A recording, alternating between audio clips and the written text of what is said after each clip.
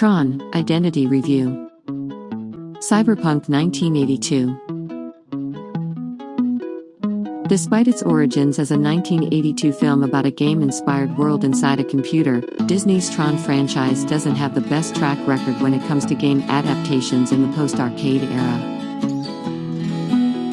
Bithell Games, the studio behind minimalist indie darlings like Thomas Was Alone in Volume, aims to change that with the release of its first collaboration with the House of Mouse, Tron Identity. Part visual novel, part hard-boiled detective story, Tron Identity is a gorgeous new take on life on the grid, even if its plot raises more questions than it answers. For the uninitiated, Tron Identity takes place in the grid, a self-sustaining world inside of computers, where human-like programs fulfill their functions and serve the user.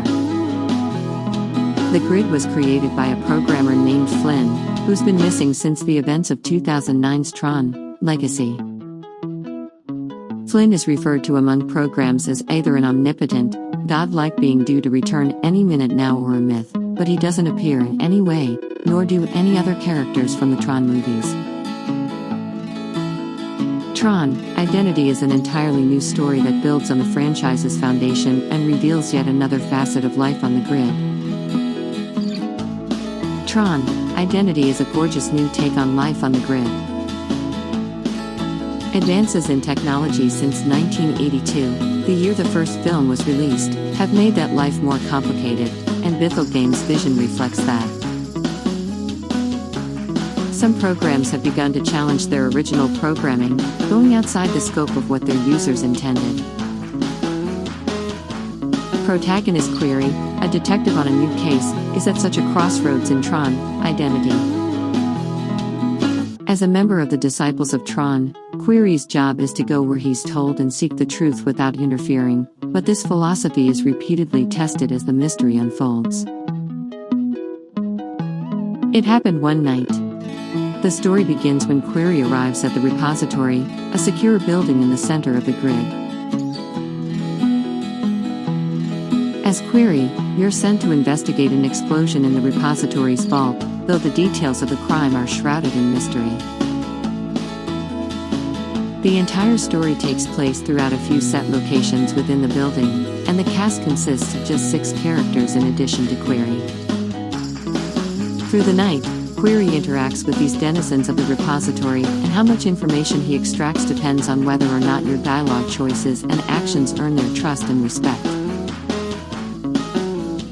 By the end of the night, you'll have solved at least one mystery, and potentially opened up several more. Tron Identity screens. This unfolds in a visual novel packed with branching conversations and critical decisions that affect how the rest of the programs at the repository respond to your queries. Programs can be cooperative or hostile based on your actions, and you never know when one bad choice will come back to haunt you. The weight of these decisions is reminiscent of Telltale's episodic adventure series like The Walking Dead, only instead of fighting off zombies, you're fighting for the truth, even if that truth threatens life on the grid. Tron Identity is short, but its length doesn't detract from the experience. Tron Identity is short, with each playthrough coming in at around 2 hours, but its length doesn't detract from the experience. Because of the branching paths your choices can unravel, Identity encourages multiple playthroughs to get the whole story. While the overall themes of Tron Identity won't change from playthrough to playthrough, the way you get to the end can be remarkably different. The choices you need to make in order to proceed typically aren't easy ones. There's no obvious right or wrong answer, and not taking a side has consequences of its own. Without spoiling the story, let's just say that making bad decisions can leave you with very few allies. While the bulk of the gameplay mostly concerns conversations with other programs and Query's own internal monologue. These portions are occasionally punctuated by short puzzles that appear anytime you need to help a program recover their memories. These minigames, which involve matching colors and shapes in an attempt to defrag a program's malfunctioning disk, come in several iterations of the same basic concept. The puzzles are fun at first, but on subsequent runs, they begin to feel repetitive and a bit mindless. I would have appreciated more variety and depth in these puzzles, giving you a nice break in between text-heavy sections instead of a tedious roadblock before getting back to the story. Fighting for the user. Bithell Games has done a remarkable job of bringing the grid to life. From the first moments of Identity, it's clear that it was developed with reverence for the source material.